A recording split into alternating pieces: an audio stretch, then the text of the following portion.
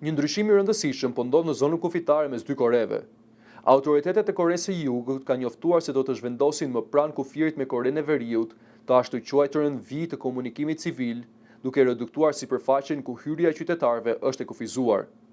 Ministri i Mbrojtjes i Koresë së Jugut, An Gyu-bak, deklaroi se vija do të lëviz mesatarisht rreth 6 kilometra më afër kufirit, duke u mundësuar banorëve më shumë liri lëvizjeje dhe akses në tokat e tyre.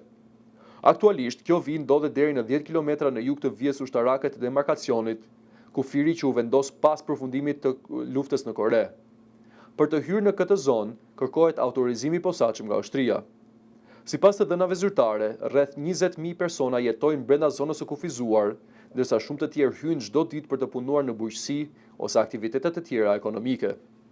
Autoritetet argumentojnë se rregullat e vjetra ushtarake ishin të përshtatshme për kushtet e dekadave të kaluara, por se realiteti i sotëm kërkon një qasje të re. Sipas ministrit, ushtria mund të ruajë gatishmërinë e saj edhe me më pak kufizime për popullsinë civile. Vendimi vjen në një periudhë kur qeveria liberale e presidentit Lee Jae-myung ka ndërmarrë disa hapa për të ulur tensionet me Korenë e Veriut dhe për të përmirësuar jetën e komuniteteve pranë kufirit. Megjithatë, marrëdhëniet mes dy vendeve mbeten të tensionuara. Korea e Veriut ka vazhduar retorikën e ashpër ndaj Jugut, pavarësisht përpjekjeve të Seulit për dialog. Për banorët e zonës kufitare, ky ndryshim shihet si një lehtësim i madh pas dekadash kufizimesh, ndërsa për autoritetet është një sinjal se siguria dhe zhvillimi lokal mund të ecin paralelisht.